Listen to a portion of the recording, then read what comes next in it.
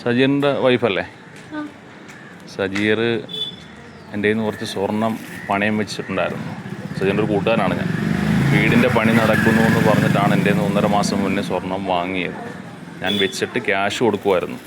ഇപ്പോൾ സജീറിനെ വിളിച്ചിട്ട് റെസ്പോൺസ് ഒന്നുമില്ല. സജീറിനെ വിളിച്ചിട്ട് റെസ്പോൺസ് ഇല്ലാത്തതുകൊണ്ടാണ് ഞാനിവിടെ അടുത്തുള്ളതാണ്, വളഞ്ഞവഴിയിലുള്ളതാണ്. അപ്പോൾ എന്നോട് പറഞ്ഞിട്ട് ആ വീടിൻ്റെ പണി നടക്കുന്നത്, എന്നെ ഒന്ന് സഹായിക്കുമെന്ന് വെച്ചപ്പോൾ ഞാൻ എൻ്റെ വൈഫിൻ്റെ സ്വർണം വെച്ചിട്ട് കൊടുത്തത്. 1.5 മാസം പറഞ്ഞതാണ്. എൻ്റെ വണ്ടിയാണെങ്കിൽ ഒരാൾക്ക് ഞാനിപ്പോൾ പണയം കൊടുത്തിരിക്കുക. ആ വണ്ടി ഇപ്പോൾ അർജൻറ്റായിട്ട് എടുക്കണം. എൻ്റെ വൈഫ് അറിയാതെയാണ് ഞാൻ ഈ കാര്യം ചെയ്തത്. പക്ഷേ സജീറിനെ ഇപ്പോൾ വിളിച്ചിട്ട് സജീർ ഫോൺ എടുക്കുന്നില്ല. എന്താ ഞാൻ ചെയ്യേണ്ടത്? ഞാൻ ആപ്പാട് പ്രശ്നത്തിലാണ്. എനിക്ക് പുറത്ത് പറയാൻ പറ്റുമോ ഇത്? കാരണം അവനോടൊരു ബന്ധം വെച്ചിട്ട് കൊടുത്ത് ഞങ്ങൾ ഒന്നിച്ച് മുമ്പ് വർക്ക് ചെയ്തിട്ടുള്ളതാണ്. ഈ വണ്ടാനത്ത് കടയിലൊക്കെ നിന്ന സമയത്തൊക്കെ ഞാനും കൂടെ നിന്നിട്ടുള്ളതാണ്. പക്ഷെ ഇപ്പം നിങ്ങളോട് പറഞ്ഞിട്ടില്ലായിരുന്നു അതിനെ പറ്റിയിട്ട്. അപ്പോൾ ഇത് ആകപ്പാട് ഭയങ്കര പ്രശ്നത്തിലാണ്. കാരണം എന്താ അറിയുമോ, ഞാനും ആകപ്പാട് ഇപ്പോൾ പെട്ട് നിൽക്കുകയാണ്. ഇപ്പോൾ വണ്ടി എനിക്ക് പണയത്തിനെടുക്കണം. വൈഫ് അറിയാതെയാണ് ഞാൻ സ്വർണം വെച്ച് കൊടുത്തത്.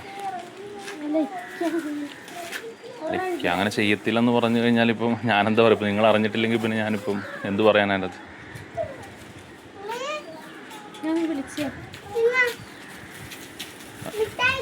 ഞാൻ പലതവണയായിട്ട് കോണ്ടാക്ട് ചെയ്തിട്ട് ഫോൺ, എൻ്റെ മെസ്സേജുകൾ കാണുന്നതല്ല, റിപ്ലൈ ഇല്ല.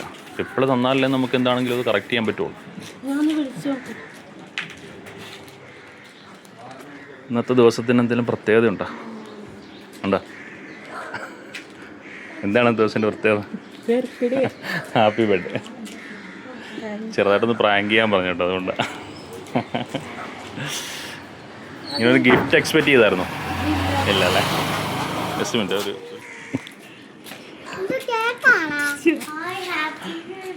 എന്താണ് സജീവനോട് പറയാനുള്ളത്?